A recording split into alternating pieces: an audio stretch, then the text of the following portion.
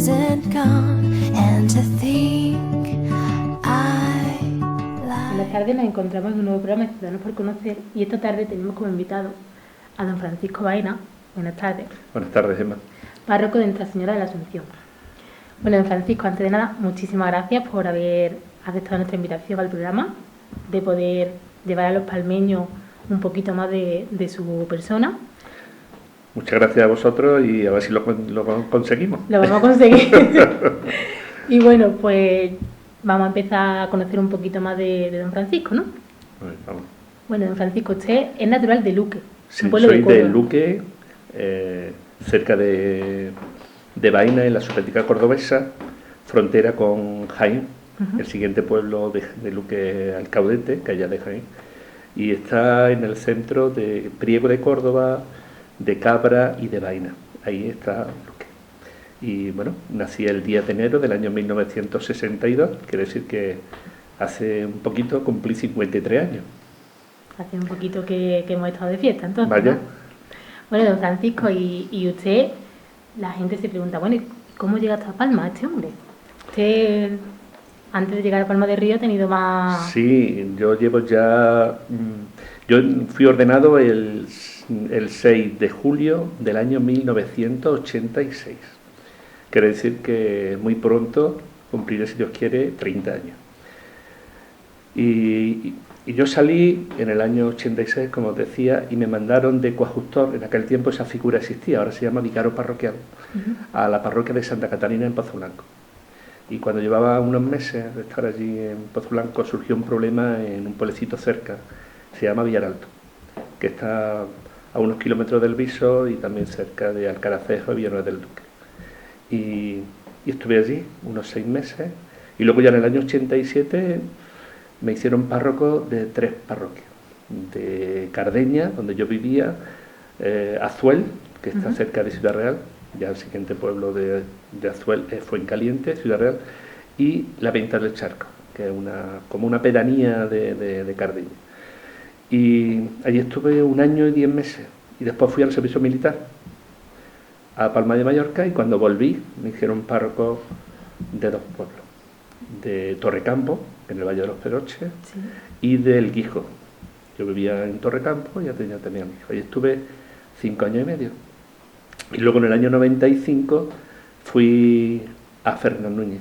Y allí fui párroco durante, o casi 9 años, hasta el año 2004. Y en febrero surgió un problema en Peñarroya y me mandaron allí y fui párroco de la parroquia del Salvador en Peñarroya, Pueblo Nuevo, y también era párroco de un pueblecito del Porvenir, que es una aldea de Fuentevejuna, pero que estaba adscrita a esa parroquia del Salvador. Y fui también presidente de la residencia de ancianos que la iglesia tenía allí. Y luego, después de 5 años y medio allí, me mandaron de párroco insólido, que es una figura no como el vicario parroquial, Sí. que acompaña al párroco, sino a realizar la tarea de párroco juntamente con otro compañero, que es Francisco Aguilera. Allí estuve 4 años y después de la visita pastoral del obispo en aquella parroquia, me llamó y me dijo, mira, yo quiero que te vayas a Palma del Río. Y yo jamás vine aquí a este pueblo, lo conocía, bueno, natural que conocía la existencia de Palma del Río, porque es un pueblo grande, un pueblo donde gesta mucha información, pero nunca vine para acá. Y bueno, y desde el 2 de septiembre del año 2013 estoy aquí con vosotros, es decir, que llevo 1 año y medio. 1 año y medio aquí con todos los palmeños. Bueno, don Francisco, usted ha contado su trayectoria que estamos viendo, que es muy amplia, que no son 2 pueblos en los que ha estado. No. He estado en pueblos grandes, chicos, en ciudad. He sido a mi arcipreste de mi zona cuando yo estaba allí en Peñarroya. Y bueno, he pasado por bastantes situaciones. A mí me gustaría preguntarle que ¿de dónde surge esa vocación religiosa? ¿Cómo le surge? Bueno, ¿A qué edad? pues vamos a ver. Podemos decir que la vocación surge de la búsqueda, ¿no? Yo con un grupo de chicos de Luque y yo realizamos una experiencia en aquel tiempo, se llamaba de las colonias vocacionales, ¿no? Y bueno, algunos de los chicos nos llamaron para entrar al seminario y yo empecé a estar allí. Aquello era como un internado, ¿no? Donde realizaban los estudios de EGB en aquel momento.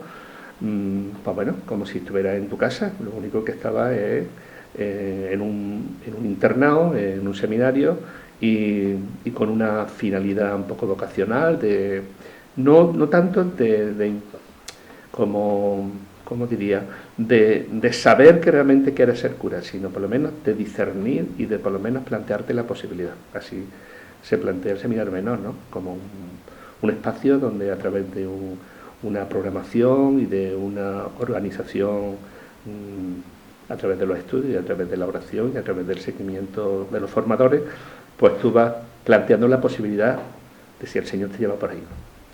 Y eran los años 70, fueron años convulsos, años, bueno, de esa manera, ¿no? De búsqueda y de muchos planteamientos, bueno, a nivel político, a nivel social, a nivel cultural. Y bueno, el seminario como edificio se cerró, estando yo en primero de BUT en aquel tiempo. Pero nos dieron la posibilidad de poder acompañarnos a los chicos que quisiéramos con un formador en Córdoba y luego una vez al mes íbamos a tener una experiencia, tener como una charla, incluso a veces convivencia de varios días allí. Y bueno, yo fui poco a poco planteándome la posibilidad. Yo pasé por mis crisis, como todo el mundo. Claro. Pues bueno, eso es. Entonces, pues yo ya incluso me cuestioné para qué ir a misa, para qué no ir, ¿no? Y para qué esto, para lo otro. Y también el flechazo amoroso que también ocurre en aquel momento. En fin, hasta que ya terminan los estudios y después de ese seguimiento que yo hice en el seminario, pues me planteé la posibilidad de entrar en el seminario mayor. Y la verdad que fueron una experiencia profunda, ¿no? Entonces, ¿cómo surgió? Pues bueno, yo me planteé la posibilidad de que si realmente se me daba por ahí, ¿no? Entonces yo fui descubriendo en el seminario una serie de experiencias, una posibilidad de realizarme como sacerdote, ayudando a los demás y realizando como persona todas mis dimensiones, que bueno, dije que sí, ¿no? Y hasta ahora no me arrepiento. Ha seguido la vocación de Dios y gracias Sí, a Él aquí lo tenemos. Me siento muy realizado como persona y también como sacerdote, ¿no? Con sus problemas, porque no hay vocación sin problemas, no hay gloria sin cruz, pero verdaderamente yo me siento muy lleno. También el Señor me ha permitido encontrarme personas que me han ayudado mucho en mi andadura personal y también sacerdotal, en todos los pueblos que he estado. Y además que si a día de hoy está satisfecho con lo que eligió en ese momento, es porque no era por el mal camino por el que iba, ¿no? Sí, es verdad. La verdad que mi vida sacerdotal ha sido muy movida, ¿no? Como ya te comenté, pero en todas las circunstancias, hasta las más difíciles, he sentido la presencia del Señor que me ha ido acompañando y me ha iluminado esa senda en ese momento. Y yo, don Francisco, le quiero hacer una pregunta que es un tanto ahondando en la controversia, ¿no? Pero cuando usted decide coger este camino y abandona pues la vida del hombre, ¿no? De lo humano, de lo humano en el sentido de que deja lo que como hombre le satisface, no solamente el mundo cristiano. ¿Le cuesta hacer ese sacrificio o...? Vamos a ver. La elección que uno toma, en el fondo, es descartar otras opciones que son tan legítimas, tan buenas como la que tú eliges, ¿no? Es decir, si tú eliges a una persona para compartir tu vida en un proyecto de matrimonio o de pareja, en el fondo estás descartando otras opciones de otras personas que pueden ser hasta mejor de las que de esa persona que conoces, pero que realmente quieres compartir con esa persona pues todo un proyecto de vida, ¿no? Pues en el fondo pasa igual en cualquier elección que hagas, que en dos sitios no puedes estar a la vez, ¿no? Entonces, no es que el sacerdote deja lo humano, podemos decir, sino que el sacerdote es un hombre tomado entre los hombres, que hace una acción de dedicarse a los demás a través de la vida sacerdotal. Y que, aunque no tenga una familia carnal, podemos decir, una familia no tenga una mujer, unos hijos, probablemente para el sacerdote el celibato le tiene que llevar a darse a los demás. Si la familia de un sacerdote son su gente, si la gente que el Señor le ha asignado a través del obispo en esa tarea. Para mí mi gente son las personas de la parroquia, ¿no? Son mi familia. Entonces, afectivamente, pues también me cubre una necesidad como persona, claro, eso es. Claro. Y también no decir, mira, si el sacerdote estuviera casado, pues ya tuviera todas las necesidades cubiertas, porque estamos viendo las dificultades que tienen muchos matrimonios para mantenerse juntos, ¿no? Sí. Es decir, que la respuesta a veces no es que el cura se case, que tenga su familia, que tenga hijos y ya está todo lo solucionado, ¿no? Sino que estamos viendo que la elección que uno hace, pues le tiene que ir compensando. Entonces, yo creo que ese factor es ¿no? No sé si te respondo a la idea, pero exactamente, es lo que... sí. Claro, o sea, que no es dejar una vida ni descartarla, es que es la ayuda en plenitud. Es decir, el sacerdote no es un extraño, no es un marciano. No. El sacerdote es un hombre Sí. que tiene sus necesidades y tiene sus fallos. Claro. El sacerdote no es un angelito que no tiene que sentir mal humor, que no tiene ganas, no puede dar voces. Es decir, que el sacerdote tiene lo mismo que los demás. Claro, sí. A veces la gente cree que el cura tiene que ser perfecto, ¿no? Un ser modélico, ¿no? Como Eso, se diría. hombre, tenemos que intentar. Sí, un dar pero modelo, que ¿no? lo primero, yo siempre digo que lo primero que se hace en la misa es pedir perdón, porque ninguno de los que estamos empezando por el cura es perfecto. Y entonces, para mí, esa dimensión del pecado enmarcado en la misericordia, la compasión del Señor, para mí es muy importante, porque el cura no es... Hay mucha gente que se escandaliza, entre comillas, del pecado del cura, pero es que lo que debilita a la Iglesia no es el pecado, debilita la fe, la falta de fe, ¿no? Entonces, el hombre, el sacerdote como persona, probablemente tienen que encontrar esa donación a los demás para encontrar un sentido. El cura no puede ser un soltero, que no hay quien lo pueda aguantar, ¿no? Bueno, don Francisco, y aparte de llevar a cabo la labor sacerdotal aquí en la parroquia, físicamente, tengo entendido que usted también trabaja en la diócesis de Córdoba, ¿haciendo qué? Cuéntenos un poquito. Sí, a mí hace ya unos pocos años me llamaron dentro del proyecto que tiene la diócesis de la página web, que hay un canal de televisión y donde hay una colaboración del obispo y también algunas noticias, y hay una sección que se llama Evangelio en un minuto. Entonces yo empecé no tanto por esa parte de Evangelio en un minuto, sino oración del día. Y luego después ya estuvieron el equipo de la pastoral de medios de comunicación de la diócesis, estuvo en una jornada de Madrid y intentaron reajustar y adaptar esos espacios para que solamente quedara uno, pero solamente con un minuto.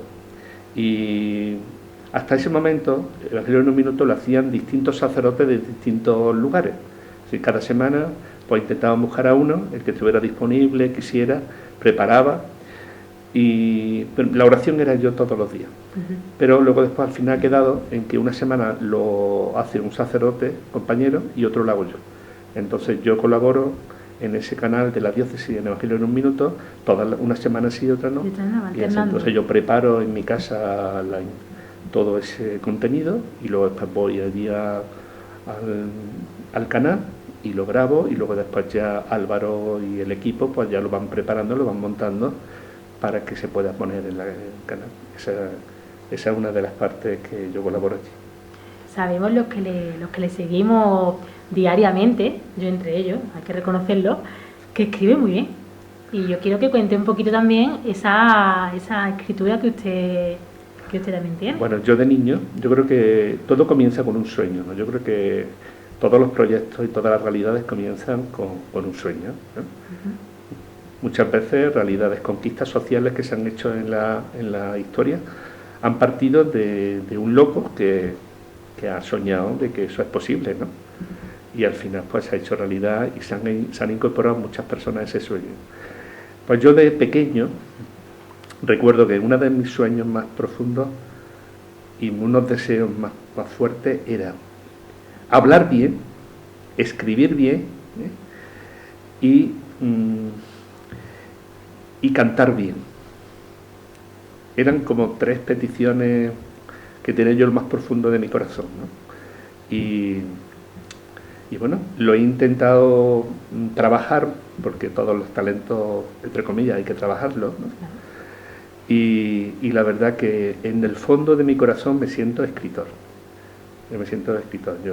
Es escritor, perdone que lo corrija, es escritor. Bueno, pero me gusta y intento que a través de la belleza de la escritura pues se pueda transmitir una idea, ¿no? Y bueno. ¿Y qué hay por ahí que tiene Nuere?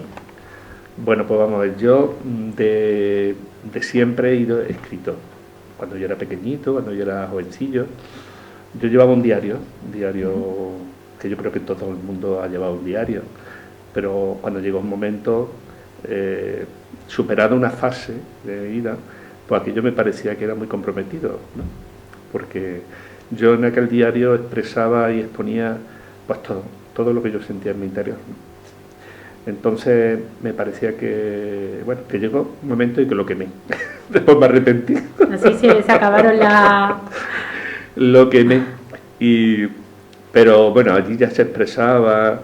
Yo tenía también un deseo de actuar, tenía muchos sueños en temas de la interpretación y todo eso. Bueno, y ya siendo sacerdote, yo ya empecé mucho en lo que es el tema de la poesía. Entonces, los primeros años de mi sacerdocio era una creatividad permanente en el tema de la poesía. Recuerdo un día que yo estaba de profesor en el Instituto Antonio María Calero de Pozo Blanco, y fui a Pozo Blanco una noche, porque me habían invitado a la presentación de un libro, un compañero, y cuando volví, cuando yo iba de Torrecampo a Pozo Blanco, cuando pasé por Pedroche sentí una sensación tan bonita, la iluminación de las luces del coche iluminando la carretera y mirando el pueblo, que cuando llegué a mi casa no me pude resistir, tuve que escribir. Suele pasar, sí. Eso lo y hice. Bueno, que sí que era un derroche de creatividad, de escribir, yo siempre digo que la poesía es el palpitar del corazón que escribe, ¿no? El palpitar del corazón que siente y que lo tienes que poner por escrito, ¿no? Y bueno, más allá de la calidad o no calidad de mi escritura, yo he intentado expresar, porque yo creo que todos en el fondo tenemos un poeta dentro. Después de esa fase, yo empecé a hacer estando ya en Fernández Núñez, me pidieron una colaboración en la radio. Y entonces yo empecé a hacer el santoral de diario. Y luego después, los domingos, hacía un programa de radio, que de hecho lo tengo todavía, se llama Oasis en el Desierto. El programa más longevo que hay en la emisora municipal de Onda Marina, allí en Fernández Núñez. Y entonces yo empecé a hacer como casi un minutito, o unas expresiones muy cortas, unas reflexiones cortas, de unas pocas líneas para expresar una idea. Yo soy muy amigo de la cita, porque yo creo que una cita de un escritor sintetiza todo lo que son la esencia de mis libros, ¿no? Y además, siempre. Entonces, yo empecé a hacer esa forma de escritura corta, que intentaba ser eficaz y que intentaba dar respuesta un poquito a mis inquietudes. Y luego después ya, otros libros. En el fondo yo tengo 9 libros. 9 libros publicados. Como he dicho antes. Cuéntenos un poquito algo de esos libros. ¿Solamente es poesía lo que...? No, el primer libro fue Aprendiz de poetas. Ese fue el primero. Además, con más miedo que vergüenza, porque en el fondo escribir y publicarla es ponerte al desnudo delante de los demás, ¿no? Exactamente. Y es ponerte a a que la gente pueda decir, vaya parche lo que ha puesto, ¿no? Pero bueno, lo escribí. Y luego después de ese saqué otro que se llama Jaleo de Versos. Y luego después otro, Emisor del Viento. Y ya en Fernán Núñez, para Manos Unidas, yo saqué dos. Saqué uno que era Verso a lo Vivo, que para mí es el poemario más completo que yo tengo. Y otro que se llama y Palabras al Viento, que era ese tipo de reflexiones cortas. ¿Qué ha dicho Y antes? después ya, bueno, saqué otro que era 100 correos para Ana, Sí. una chica en busca de su identidad, que se enmarca en un sacerdote chateando por internet, conoce a Ana, una chica inquieta, vivaracha, que hace unas preguntas muy comprometidas, y entablan un diálogo entre Ana y el sacerdote. Y la niña pues va expresando todo lo que es su vida, y el sacerdote intenta responder la medida que puede a las preguntas que le van haciendo, creando una relación entre ellos. Y es una ficción literaria, es decir, que el sacerdote y Ana en el fondo son creaciones, ¿no? Pero en el fondo el sacerdote y Ana expresan en todo su diálogo lo que yo realmente he vivido en mi vida sacerdotal y he vivido en mi propia vida, ¿no? Y en la vida de muchas personas, porque Ana puede ser cualquier persona que se haya acercado a mí, planteando el tema de la muerte, el tema del amor, el tema de la injusticia, Los temas que nos rodean en la sociedad actualmente y luego después ya también saqué de ese tipo, pues Mirada Nueva, al hilo de la noticia, que lo saqué el año pasado, que eran, pues bueno, como noticia del periódico y de internet, que yo le interpreto, yo le doy un poco de lo que está, esa noticia me está afectando, como yo considero que se debe de leer desde una perspectiva humanista, cristiana. Y bueno, tengo también proyectos algunos más, pero vamos. Eso le iba a preguntar ahora, digo, proyectos siguen en el tintero, como sí, nunca me has dicho, ¿no? Sí, porque el escribir no se puede... No se puede perder, ¿no?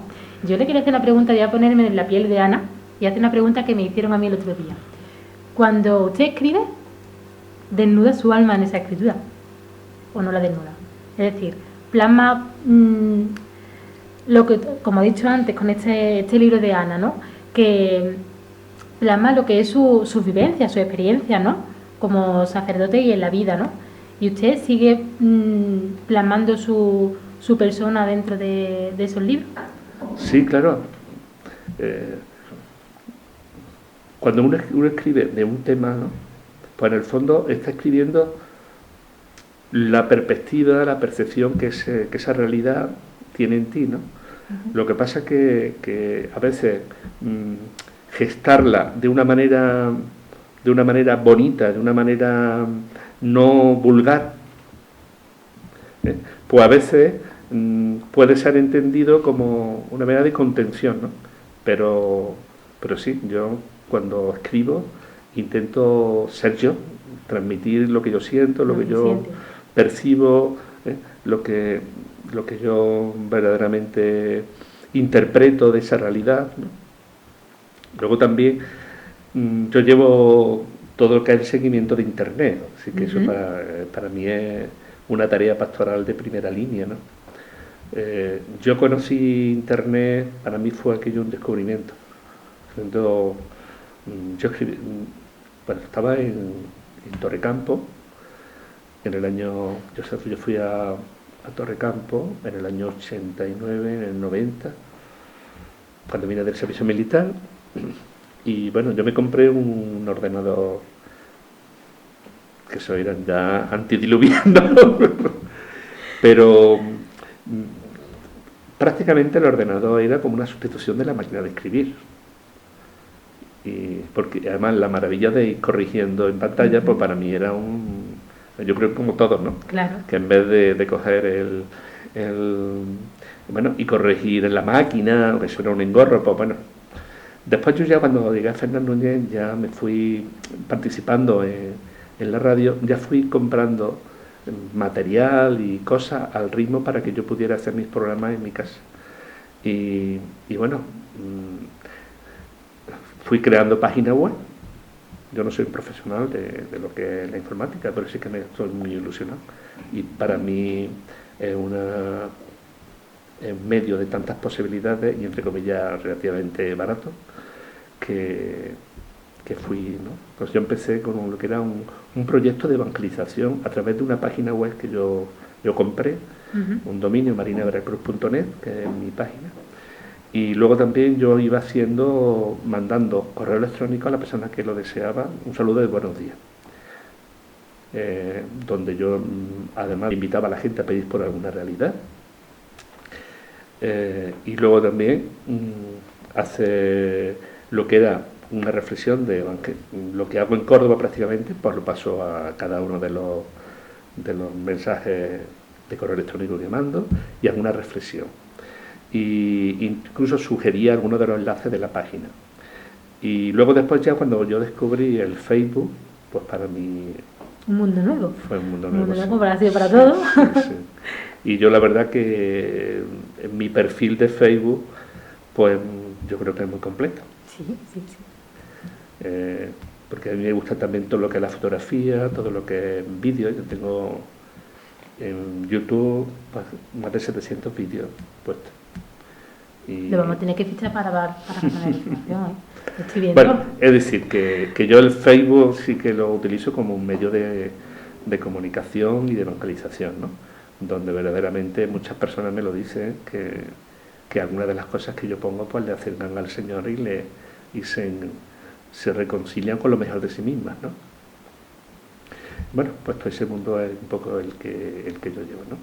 Pues antes me he quedado con un detalle que ha dicho usted, que daba clase en el Instituto de Pozo Blanco, ¿no? Sí, yo he sido siempre profesor.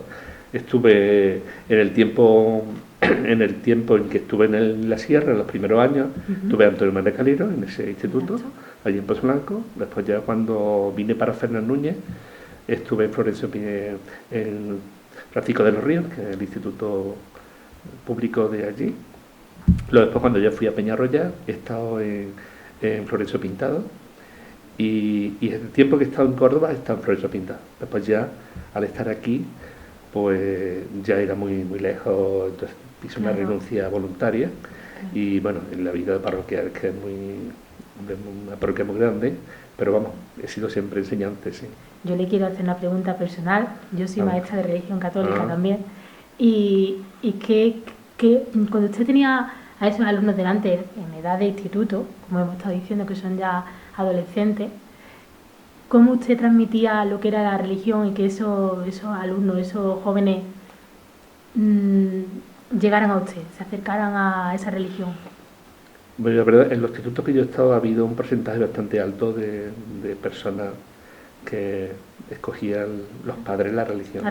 Porque yo me decía a los chavales, porque claro, yo trabajaba con chavales de primero de la ESO, segundo de la ESO, tercero de la ESO, primero bachillerato y segundo bachillerato, una edad súper complicada, ¿no? Y entonces yo les decía que ellos no estaban allí por su propia voluntad, que la decisión, que el derecho lo tenían los padres, porque algunos se ponían, y yo porque yo estoy aquí por tal.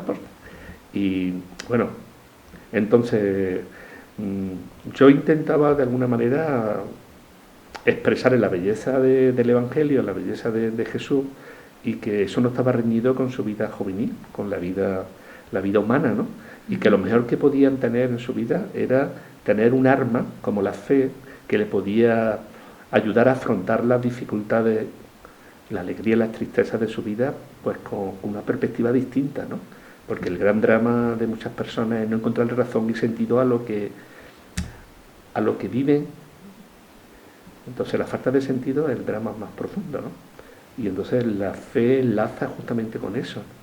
Y bueno, una vez se lo conseguí, otra vez no.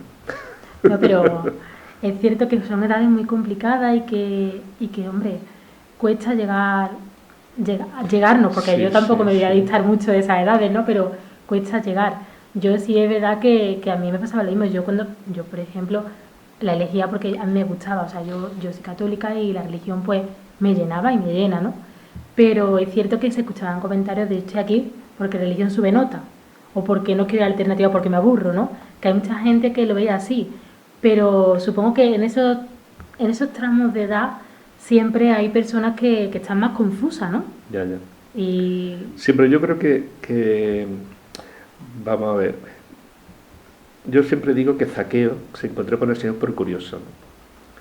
Entonces el Señor iba a pasar por su pueblo y él, porque era bajito de estatura, se subió a la higuera y entonces para ver al Señor, y allí por curioso, ven, baja, que voy a ir a tu casa, ¿no? Así que muchas veces no hay que hablar sobre el punto de llegada, el punto de partida de las personas, sino el punto de llegada, ¿no? Y entonces pues puede ser que en esas edades lo nuestro es sembrar. Yo siempre lo digo, se lo digo al grupo de catequistas que estamos aquí, ¿no? Que la tarea del catequista, la tarea del formador no es recoger, puede ser que tú no recojas, que lo tuyo es sembrar y que en medio está alguien más importante que tú, que es el Señor, ¿no?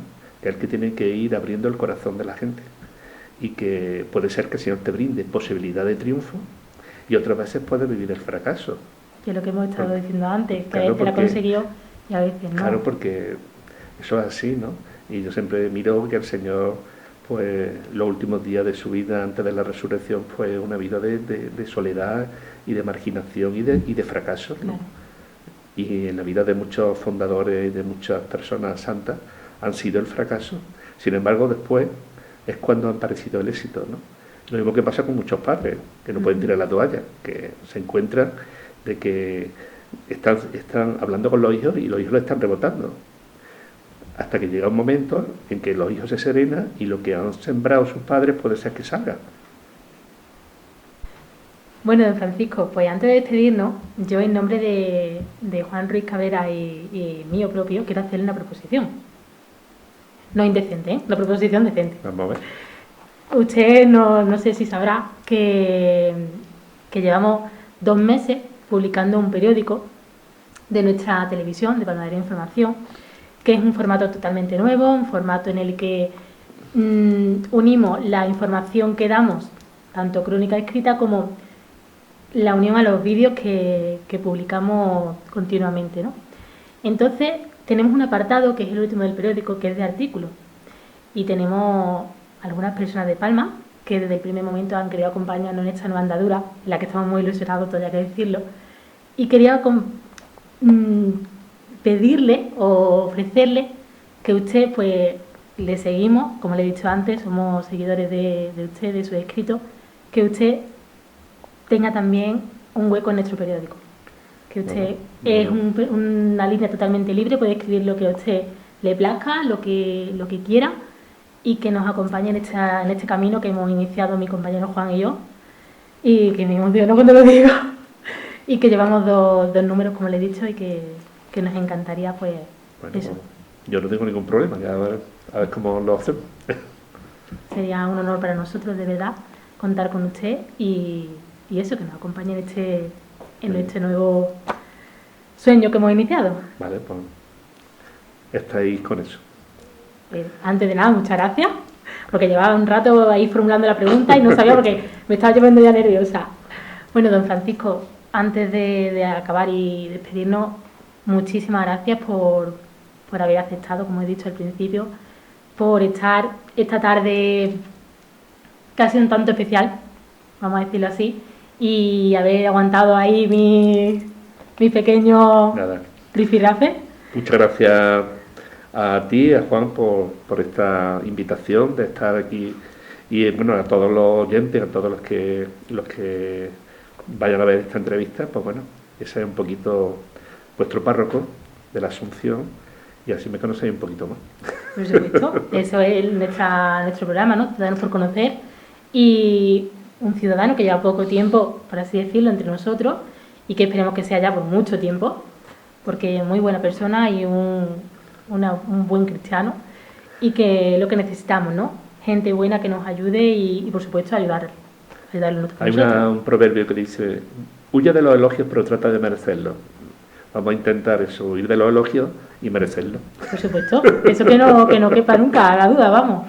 Pues nada, lo dicho, que muchísimas gracias por parte del equipo y que esta es su casa, que es lo que necesite, aquí nos tiene. Estupendo. Y lo que usted quiera añadir. Pues nada, yo muchas gracias por todo. Desearos en esta andadura nueva, como decís, pues las mayores de las bendiciones y que bueno, que Dios bendiga. Muchísimas gracias. Que siempre se necesita y más cuando uno encauza un nuevo camino. Y bueno, pues nosotros nos vamos a despedir esta semana, que hemos tenido una entrevista muy especial, una entrevista emotiva con don Francisco, y nos vemos la semana que viene. Os espero y feliz semana.